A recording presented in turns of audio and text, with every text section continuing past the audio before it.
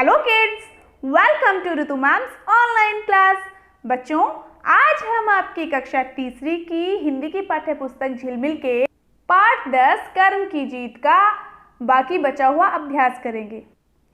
देखो बच्चों, हमने यहाँ तक कर लिया था प्रश्न नंबर 4 तक। प्रश्न नंबर 5 पर आ गए हैं हम। इसमें लिखा है, इस कहानी में बताया है कि हमें अपने कर्म को कभी नहीं छोड़ना चाहिए। इस बात को गीता में इस प्रकार लिखा गया है। कैसे लिखा गया है?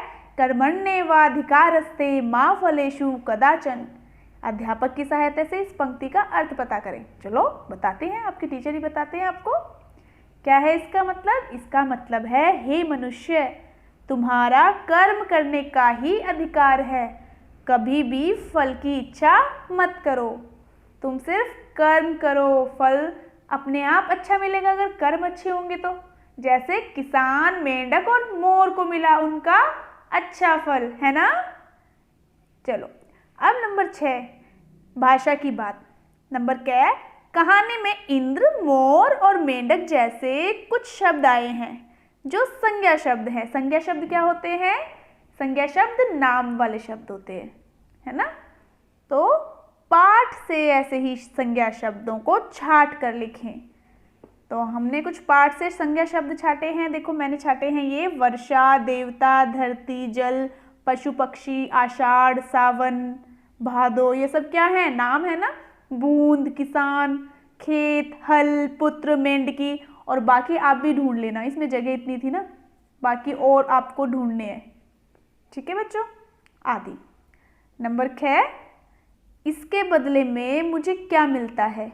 नंबर 2, तुम्हारे टर्राने से क्या फायदा। ये क्या है? प्रश्न है ना। देखो प्रश्नवाचक चिन्ह लगा है, तो इन वाक्यों के अंत में प्रश्नवाचक चिन्ह लगा है। वाक्यों को पढ़ने पर पता चलता है कि इनमें प्रश्न पूछा गया है। आप भी इस चिन्ह का प्रयोग करते हुए कुछ वाक्य लिखें। चलो पीछे जगह दी हुई है लिखने के लिए। अब आप भी काफ़ी सारे प्रश्न बना सकते हैं अपनी मर्जी से। कुछ मैंने बना दिए, जैसे आप कहाँ जा रहे हो, या फिर क्या आज रविवार है, या आप कौन सी कक्षा में पढ़ते हो। अब देखो नंबर ग, इंद्र को घमंड ने घेर लिया। नंबर 2 पर उन्हें अपनी भूल समझ में आ गई। अब देखो इनके पीछे क्या लगा है? पूर्ण विराम लगा है ना। इसका मतलब ये क्या है? साधारण वाक्य हैं। तो क्या लिखा है? देखो, इन वाक्यों के अंत में पूर्ण विराम लगा है। इस चिन्ह का प्रयोग बात पूरी होने के बाद वाक्य के अंत में किया जाता है। आप भी पूर्ण विराम का प्रयोग करते हुए ऐसे ही कुछ वाक्य बनाएं। देखो मैंने कुछ बनाए हैं। मैं घर जा रहा हूँ, सूर्य पूर्व दिशा में उगता है, पृथ्वी गोल है। ऐसे ही आप कुछ अन्य वाक्य बना सकते हैं अपनी तरफ से। ये मैंने आपको एग्जाम्पल दे दिए, आप अपनी तरफ से बना के लिखना। ठीक है बच्चों। नंबर घ देखते हैं।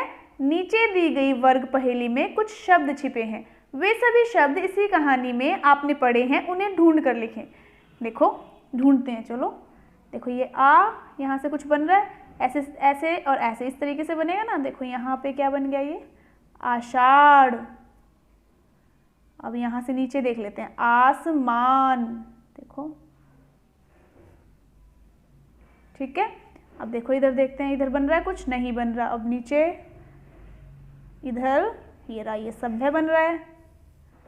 ठीक है। इसके नीचे कुछ बन रहा है? नहीं बन रहा। इधर देखते हैं, ये बन रहा है किसान। इधर देखो कुछ बन रहा है, ये देखो इधर ये रहा धन्य। इसी से देखो ये पीछे तक बन रहा है धन्यवाद, है ना। इधर देखो ये एक और मिला, कर्म। इधर देखो ये 12 है, और ये बादल भी मिल गया हमें। और कुछ रह गया। देखो है कुछ बन रहा है, ये महल। ये कितने सारे शब्द मिले। देखो इन शब्दों को यहाँ पर लिखना है जैसे मैंने लिखा है। ठीक है।